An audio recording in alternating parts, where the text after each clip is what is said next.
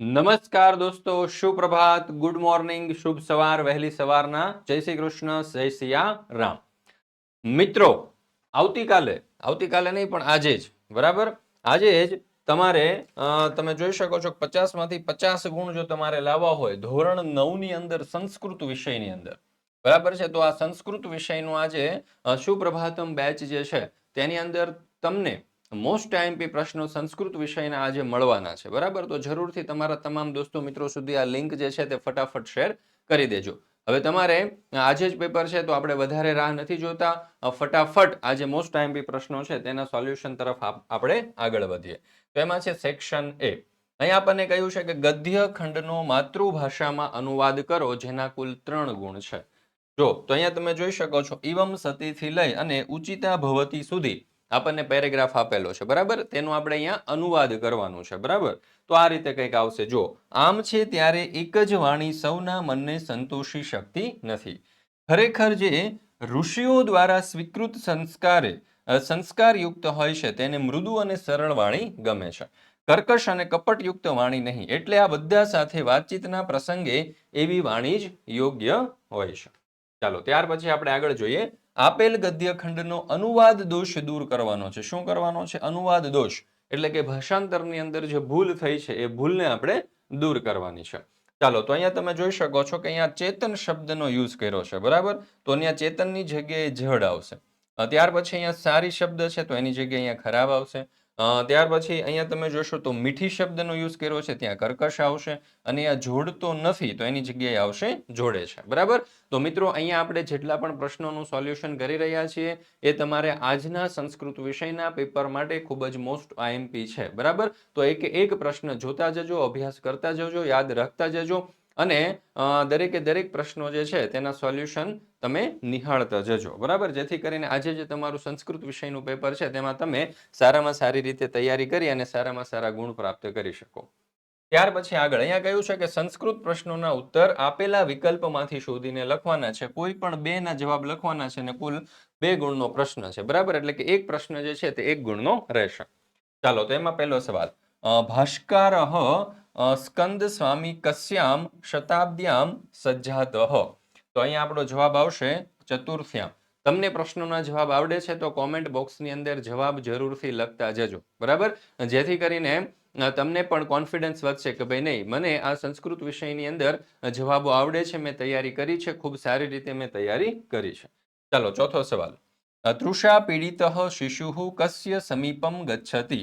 અહીંયા આપણી પાસે 3 વિકલ્પો છે, જનન્યાહ, નિડસ્ય અને જલસ્ય.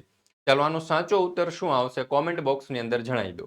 તો અહીંયા આપણો સાચો જવાબ આવશે વિકલ્પ એ, જનન્યાહ.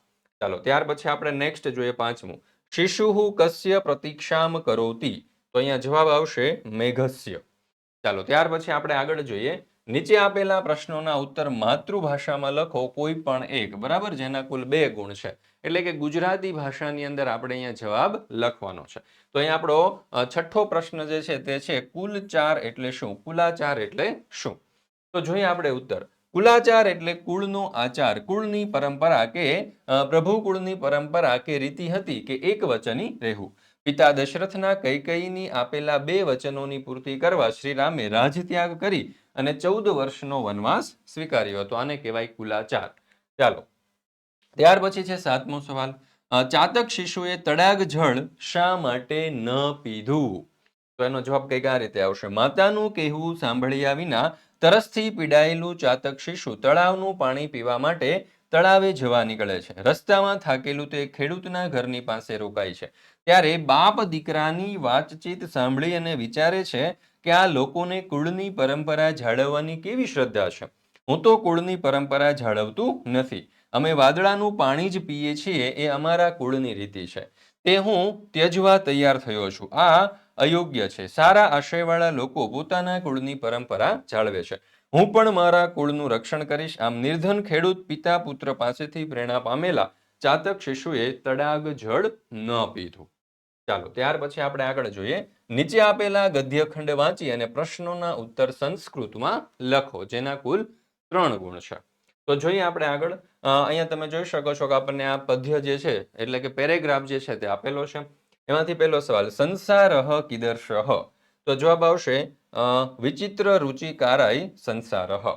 ત્યાર પછી બીજું, એકસ્મિન પરિવારેષુ જાતાનામ કા ભિન્ના ભવતિ.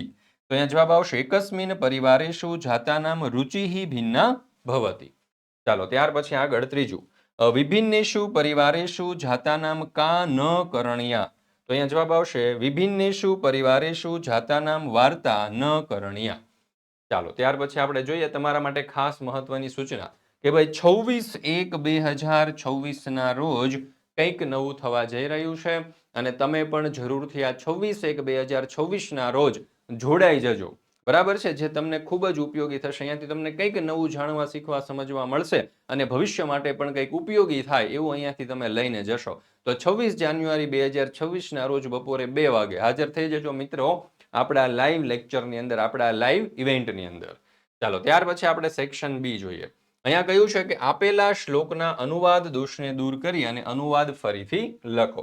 તો જો અહીંયા આપણને આ શ્લોક આપેલો છે અને આ શ્લોકનું અહીંયા તમે જોશો તો આપણને અનુવાદ આપેલું છે અને અનુવાદની અંદર ભૂલ છે, એ ભૂલ જ્યાં છે ને ત્યાં આપણને નીચે અંડરલાઈન આપેલી છે, એ ભૂલ આપણે અહીંયા સુધારવાની છે. બરાબર. ચાલો તો પહેલો શબ્દ છે જરાક, તો જરાકની જગ્યાએ આપણે અહીંયા લખીશું સંપૂર્ણ. ત્યાર પછી બીજું છે ન સાંભળ, તો એની જગ્યાએ આપણે લખીશું સાંભળ. ત્રીજું છે અપ્રિય, એની જગ્યાએ લખીશું પ્રિય. થતું નથી એની જગ્યાએ લખીશું થઈ જાય છે.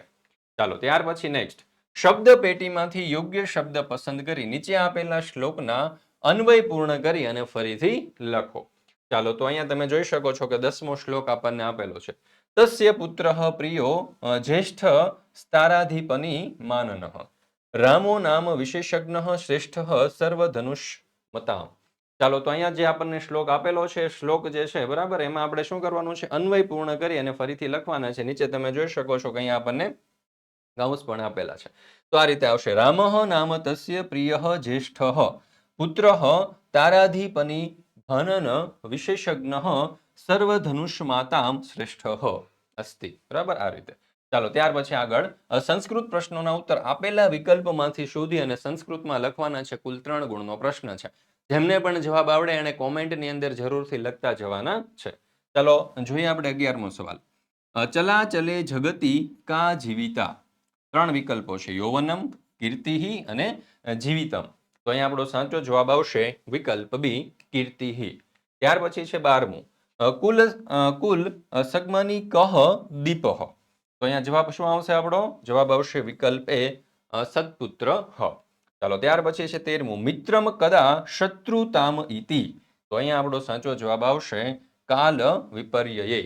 ચાલો ત્યાર પછી આપણે નેક્સ્ટ જોઈએ 14મું, તક્ષકસ્ય વિષમ કુત્ર ભવતિ. તો અહીંયા આપણો સાચો જવાબ આવશે વિકલ્પ સી, દંતે. ચાલો ત્યાર પછી નેક્સ્ટ, નીચે આપેલા પ્રશ્નોના ઉત્તર માતૃભાષામાં લખો. એમાં 15મો સવાલ, જાનકીનું કોણ અપહરણ કરે છે, શા માટે? તો અહીંયા જવાબ આવશે કે દશરથ પુત્ર રામે પોતાના વનવાસ દરમિયાન વિશાળ વનમાં શિકાર માટે દોડતા ઈચ્છા મુજબ રૂપ લેનારા તેમજ શૂરવીર એવા ઘણા બધા રાક્ષસોને હણી નાખ્યા. પછી ખર અને દૂષણ નામના 2 મહારાક્ષસોને પણ મારી નાખ્યા. આમ જનસ્થાનમાં થયેલા આ વધ વિશે સાંભળીને ગુસ્સે થયેલા લંકાપતિ રાવણ જાનકીનું અપહરણ કરે છે. ચાલો ત્યાર પછી છે 16મો સવાલ, વસંત ઋતુમાં કેવા લોકો કેવા વસ્ત્રોને ધારણ કરે છે? તો જવાબ, વસંત ઋતુના આગમન સમયે પ્રેમના આવેગથી આળસુ શરીરવાળા લોકો જાડા વસ્ત્રોને ત્યજી અને લાખના રસથી રંગેલા તેમજ કાળા અગરુના ધૂપથી સુવાસિત કરેલા પાતળા વસ્ત્રોને ધારણ કરે છે. ચાલો ત્યાર પછી છે આગળ શ્લોક પૂર્ણ કરવાનો છે. કુલ 2 માર્ક્સનો પ્રશ્ન છે. બરાબર. ચલમ ચિતમ થી લઈ અને સ જીવતી સુધી. તો આ રીતે આવશે, જો ચલમ વિતમ ચલમ ચિતમ ચલે જીવિત યૌવને ચલાલી મંદમ સર્વ કીર્તિયસ્ય જીવતી. ચાલો ત્યાર પછી આપણે આગળ જોઈએ આત્મરક્ષણંત્રાણામ થી લઈ અને સ્વદોષ જાહા સુધી. તો આ રીતે આવશે, આત્મરક્ષણંત્રાણાહ સુપરીક્ષિત કારિણામ આપદો નેપપદ્યંતે પુરુષાણામ સ્વદોષ જાહા. ચાલો ત્યાર પછી આપણે આગળ જોઈએ. મિત્રો આ જે સંસ્કૃત વિષયનું જે મોસ્ટ આઈએમપી સુપ્રભાતમ ક્લાસ છે તેની પીડીએફ જો તમારે જોઈતી હોય તો એ મુકાઈ ગઈ છે આપણી એપ્લિકેશન ઉપર અને એપ્લિકેશન ડાઉનલોડ કરવાની લિંક તમને નીચે ડિસ્ક્રિપ્શન બોક્સની અંદર આપેલી છે. એ લિંક ઉપર તમે ક્લિક કરશો એટલે કંઈક તમને ઓશન જે છે બરાબર એની કંઈક આ રીતની જોવા મળશે એપ્લિકેશન. આ જે એપ્લિકેશન છે એમાં અહીંયા 3 ડોટ આપેલા છે. આ 3 ડોટ ઉપર તમે અહીંયા ક્લિક કરશો તો અહીંયા તમે જોઈ શકો છો કે આપણને આ રીતનું કંઈક ઇન્ટરફેસ ખુલશે. એમાં ફ્રી મટીરિયલ આપણને આપવામાં આવેલું છે અને આ જે ફ્રી મટીરિયલ છે એના ઉપર ક્લિક કરશો એટલે અહીંયા સ્ટાન્ડર્ડ 9 છે, એવી જ રીતે અહીંયા સ્ટાન્ડર્ડ 10 હશે. તમારે જે પણ ધોરણનું જોઈતું હોય એના ઉપર ક્લિક કરશો એટલે અહીંયા તમારે થોડા એક્સેસ આપવાના છે. એક્સેસ આપશો એટલે અહીંયા વિષય ખુલશે, મેથેમેટિક્સ, ગુજરાતી, ગણિત, અંગ્રેજી, સમાજ વિજ્ઞાન. જે વિષયની તમારે જોઈતી હોય તે તમે મેળવી શકો છો. તો જરૂરથી દરેક વિદ્યાર્થીઓએ આ પીડીએફ મેળવી લેવી. લિંક તમને નીચે ડિસ્ક્રિપ્શન બોક્સની અંદર મળી જશે. ત્યાર પછી આપણે નેક્સ્ટ જોવાના છીએ સેક્શન સી. ચાલો, અહીંયા કહ્યું છે કે નાટ્યખંડોને માતૃભાષામાં અનુવાદ કરો. તો અહીંયા નાટ્યખંડ આપણને આપેલો છે, એનું અનુવાદ કંઈક આ પ્રમાણે થશે. અહીંયા તમે જોઈ શકો છો આ પ્રશ્ન તમારા માટે ખૂબ જ ઇમ્પોર્ટન્ટ છે. બરાબર. અભિમન્યુ કહે છે, શસ્ત્ર વગરનો મારી ઉપર આવી ગયો તેથી હું પકડાઈ ગયો. ત્યાર પછી રાજા કહે છે કે ઉતાવળ કરો, અભિમન્યુને ઝટ લઈ આવો, કુમાર તેમની પાસે જાઓ. અને બૃહનલ્લા કહે છે, કુમાર આ બાજુ આ મહારાજ છે. ચાલો, ત્યાર પછી આગળ આપેલા નાટ્યખંડનો અનુવાદ દોષ દૂર કરી અને અનુવાદ ફરીથી લખો. ચાલો, તો અહીંયા તમે જોઈ શકો છો કે આપણે અનુવાદ, અહીંયા જો આપણને આ નાટ્યખંડ આપેલો છે બરાબર અહીંયા સુધીનો. હવે અહીંયાથી તમે જોશો તો આપણને આ જે ગુજરાતી આપેલું છે એનું ભાષાંતર આપેલું છે. એમાં કેટલીક ભૂલો છે, જેમ કે અહીંયા મિત્ર છે, અહીંયા ન પકડ્યો છે, અહીંયા ગધેડાઓ છે અને અહીંયા હણવો છે. તો એ ભૂલો આ રીતે આપણે સુધારી શકીએ. બરાબર. તો આ શર્વિલક જે છે કહે છે શા માટે? ગુરુદત્ત, ગુનો કરનાર મિત્ર નહીં પણ અહીંયા જવાબ આવશે શત્રુ. પછી પડ્યો, અહીંયા બરાબર ન પડ્યો એની જગ્યાએ આવશે પડ્યો, અને હણવો એની જગ્યાએ આવશે ન હણવો, અને અહીંયા ગધેડાઓ જે છે ત્યાં આવશે કૂતરાઓ. બરાબર. તો આ રીતે આપણે જવાબો જે છે તે સુધારી શકીએ. બરાબર. તમે ખાસ જોતા જજો ક્યાં જવાબ આપણે કેવી રીતે સુધારીશું. ચાલો, ત્યાર પછી છે આપેલા વાક્ય કોણ બોલે છે તે લખો. બરાબર. ચાલો, કથમ જનની નામ ન તું રાત્રિ અહમ અગ્નિ ભવામી. તો ચાલો, અહીંયા 21મું જે છે એમાં આવશે 4, એટલે કે આને આપણે જોડીશું અભિમન્યુ સાથે. ન તું રાત્રિ એને આપણે જોડીશું 3, એટલે કે દ્વારિકઃ સાથે. અને 23માં આવશે 1, એટલે કે યુવક સાથે. ચાલો, ત્યાર પછી છે નીચે આપેલા પ્રશ્નોના ઉત્તર માતૃભાષામાં લખવાના છે. કોઈ પણ 2 સવાલો છે, સોરી, કુલ 2 ગુણનો પ્રશ્ન છે, કોઈ એક સવાલ પૂછાતો હોય છે. તો અહીંયા છે કે ધારા દેશની સી વિશેષતા હતી? તો ધારા દેશનો રાજા ભોજ વિદ્વાનો, કવિઓ અને કલાકારોનો કદ્રદાન હતો. તેના સમયમાં સાહિત્ય, વિદ્યા અને કાવ્ય કલાનો ઉત્કર્ષ તેની ચરમસીમાએ પહોંચ્યો હતો. આવી ધારા નગરીના સામાન્ય પ્રજાજનો પણ કાવ્ય સર્જન અને વિવિધ કલાઓમાં નિપુણ હતા. તેથી આવો ધારા દેશ દૂર દૂરના દેશોમાંથી આવતા અનેક પંડિતો અને કવિઓના ગુણોનું પૂજન કરનાર હતો. ચાલો, ત્યાર પછી 25મો સવાલ. પ્રવેશ માટે સંન્યાસી દ્વારપાળને કઈ લાલચ આપે છે? તો જવાબ આવશે કે સંન્યાસી દ્વારપાળને કહે છે કે જો તું મને મહેલમાં પ્રવેશ કરતા નહીં રોકે તો હું તને મનગમતું રસાયણ આપીશ. તે રસાયણ વડે તું 50 તોલા જેટલા તાંબાને સોનામાં ફેરવી શકશે. ચાલો, ત્યાર પછી આગળ કૌંસમાં આપેલા પદોનો ઉપયોગ કરી અને વાક્ય બનાવો, કોઈ પણ 2, જેના કુલ 2 ગુણ છે. 26મો સવાલ. ગણેશ પેનથી લખે છે. તો અહીંયા ગણેશ કલમ, લેખની અને લીખ. તો અહીંયા જવાબ આવશે ગણેશ કલમેન લિખતી. ત્યાર પછી 27મો. લોકો સભામાં જાય છે. જન, સભા અને ગમગચ્છ. તો અહીંયા જવાબ આવશે કે જનઃ સભા ગચ્છન્તિ. ત્યાર પછી છે આગળ માળી ફૂલોની માળા બનાવે છે. માલાકાર, પુષ્યમાલ અને રચ. તો જવાબ આવશે માલાકારઃ પુષ્યમાલામ રચયતિ. ત્યાર પછી આપણે આગળ જોઈએ સેક્શન ડી. નીચે આપેલા પ્રશ્નોના સૂચનાનુસાર ઉત્તર લખો. ચાલો, તો અહીંયા છે કે અભિગત શબ્દસ્ય સમાનાર્થકમ શબ્દમ અદોદતેભ્યઃ વિકલ્પેભ્યઃ ચિત્વા લિખત. તો અહીંયા સાચો જવાબ આવશે સમ્મુખમાગતઃ. ત્યાર પછી છે આહુત શબ્દસ્ય વિરુદ્ધાર્થક શબ્દ, એટલે કે એનો વિરુદ્ધાર્થી શબ્દ લખવાનો છે. તો એનો જવાબ આવશે અનાહુતઃ. બરાબર. અંત સુધી મિત્રો જોડાયેલા રહેજો. આ તમારો સુપ્રભાતમ ક્લાસ જે છે એ આજની તમારી જે પરીક્ષા છે તેના માટે તમને ખૂબ જ ઉપયોગી થશે. અદોદતેભ્ય ક્રિયાપદેભ્ય વર્તમાન કાલસ્ય અન્ય પુરુષસ્ય એકવચન રૂપચિત્વા લિખત.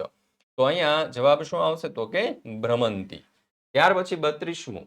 અદોદતેભ્ય ક્રિયાપદેભ્ય સામાન્ય ભવિષ્ય કાલસ્ય ઉત્તમ પુરુષસ્ય એકવચનસ્ય રૂપમ ચિત્વા લિખત. કથયંતુ, કથયિષ્યામિ કે કથયંતી. તો અહીંયા સાચો જવાબ આવશે કથયિષ્યામિ. શું આવશે? કથયિષ્યામિ. તો મિત્રો આ દરેક સવાલો જે છે બરાબર એ તમારી પરીક્ષા માટે ખૂબ જ ઉપયોગી છે, ખૂબ જ ઇમ્પોર્ટન્ટ છે બરાબર, એટલા માટે જ આપણે અહીંયા લઈને આવ્યા છે. મિત્રો હવે તમારી જે વાર્ષિક પરીક્ષા આવવાની છે બરાબર, તો વાર્ષિક પરીક્ષા માટેનું રિવિઝન પણ આપણે કરાવવાના છે બરાબર, પૂરા 1 મહિના માટે એનું રિવિઝન આપણે શરૂ કરીશું. તો આ રિવિઝન બેચની અંદર પણ જરૂરથી જોડાઈ જજો બરાબર. અને આ 26મી જાન્યુઆરી અમે તમારા માટે કંઈક ખાસ લઈને આવી રહ્યા છે, તો જરૂરથી આ 26 તારીખે જોડાઈ જજો, તમને ખૂબ એટલે ખૂબ જ ઉપયોગી થવાનું છે. અધોદતેભ્ય શબ્દેભ્ય પુલ્લિંગ શબ્દસ્ય ચિત્વા લિખત. વર્ષિત, વર્ષિષ્યતિ અને અવસર્ત. તો અહીંયા જવાબ આવશે વર્ષિષ્યતિ. શું જવાબ આવશે? વર્ષિષ્યતિ. ચાલો ત્યાર પછી છે શતાબ્દી, ભાષ્યકારઃ અને ઉપનગરમ. તો અહીંયા જવાબ આવશે ભાષ્યકારઃ. ચાલો ત્યાર પછી આપણે આગળ જોઈએ. અધોદતેભ્ય શબ્દેભ્ય સ્ત્રીલિંગ શબ્દમ ચિત્વા લિખત. સંસ્કૃત અધિપઃ અને વિષ્ણુ. ચાલો તો અહીંયા જવાબ આવશે સંસ્કૃતા. ત્યાર પછી આગળ અધ્યક્ષ, સન્નિધો અને સંધ્યા. તો અહીંયા આપણો જવાબ આવશે અધ્યક્ષ. ત્યાર પછી છે 37મું. અધોદતેભ્ય શબ્દેભ્ય નપુંસકલિંગ શબ્દમ ચિત્વા લિખત. અનનમ, મૃગયા અને દૂષણ. તો અહીંયા આપણો સાચો જવાબ આવશે મૃગયા. ચાલો ત્યાર પછી છે 38મું. ગતિહિ, મનસા અને ભીષણમ. તો અહીંયા આપણો સાચો જવાબ આવશે ભીષણમ. ચાલો કેટલા વિદ્યાર્થીઓના બધા જ આન્સર સાચા હતા બરાબર, કોમેન્ટની અંદર જરૂરથી જણાવી દેજો. અને સંસ્કૃત વિષયની અંદર કેટલા વિદ્યાર્થીઓ જે છે તે 50માંથી 50 ગુણ લાવવા માટે સક્ષમ છે. ચાલો ચેલેન્જ એક્સેપ્ટ કરવો જોઈએ. કેટલા વિદ્યાર્થીઓ આ ચેલેન્જને એક્સેપ્ટ કરે છે કે નહીં? હું 50માંથી 50 અથવા તો 50માંથી 45 ઉપર માર્ક્સ લાવીશ. કોમેન્ટની અંદર જરૂરથી જણાવજો કે ભાઈ હું ચેલેન્જ એક્સેપ્ટ કરું છું અને હું 45+ માર્ક્સ લાવીશ અને લાવીશ બરાબર. તો અંત સુધી આ વિડીયો પણ જોતા રહેજો. મિત્રો દ્વિતીય પરીક્ષા 2026 જે છે એના માટે આપણે ગુરુવચન અને સુપ્રભાતમ ક્લાસ આપણે ચલાવ્યા છે. આ ગુરુવચન જે છે તમને ખબર છે કે રાત્રે જે છે આપણે 8:30 વાગે અને સુપ્રભાતમ ક્લાસ જે છે એ સવારે 5 વાગે આપણે લઈએ છીએ બરાબર. તો આવી જ રીતે વાર્ષિક પરીક્ષા માટે પણ આપણે આ ગુરુવચન અને સુપ્રભાતમ ક્લાસ જે છે તે લઈને આવવાના છીએ, તો જરૂરથી એની સાથે જોડાઈ જજો. હવે દરેક વિષયની જે ફ્રી પીડીએફ જે છે એ પીડીએફ પણ આપણે અહીંયા ફ્રી આપવાના છીએ દોસ્તો બરાબર. તો જરૂરથી આ દરેક પીડીએફ પણ મેળવી લેજો.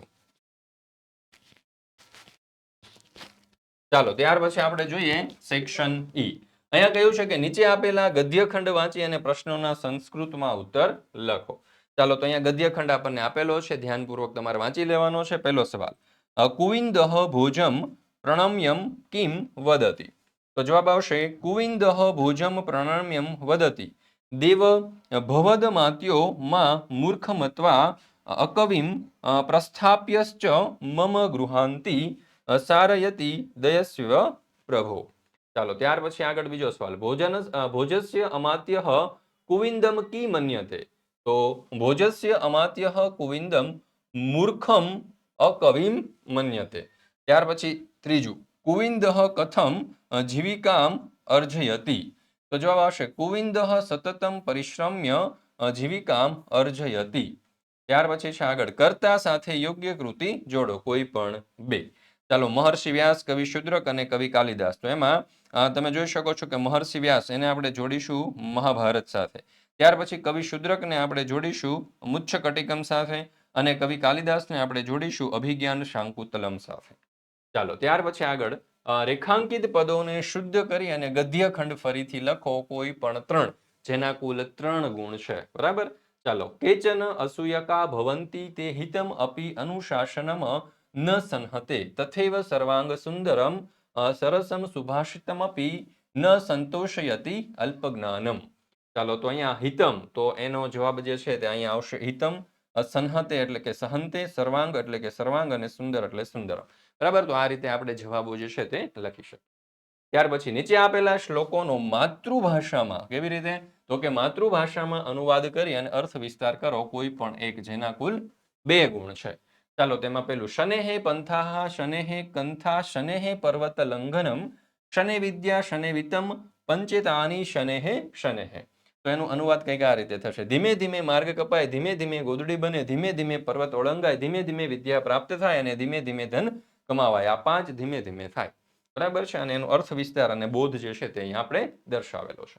ત્યાર પછી આપણને અહીંયા બીજો શ્લોક આપેલો છે, નાસ્તિ જાતુ રિપુર્નામ મિત્રમ નામ ન વિદ્યતે વ્યવહારાશ્ચ જાયંતે મિત્રાણી રિપવસ્તથા. ચાલો તો એનું અહીંયા અનુવાદ અર્થ વિસ્તાર અને બોધ આપણને આપેલો છે, અહીંયાથી તમે જોઈ અને એનો અભ્યાસ કરી શકો છો.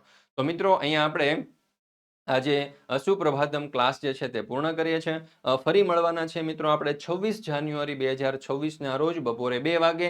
તમને ખૂબ એટલે ખૂબ જ ઉપયોગી થાય એવી આ ઇવેન્ટ છે, તો જરૂરથી આ ઇવેન્ટની અંદર જોડાઈ જજો. તમને ખૂબ જ ઉપયોગી થવાની છે દોસ્તો આ ઇવેન્ટ, બરાબર. તો 26 જાન્યુઆરી 2026ના રોજ બપોરે 2 વાગે, બરાબર. કશે જ જવા નથી, જોડાઈ જજો ઓશન કોચિંગ ક્લાસીસ પર.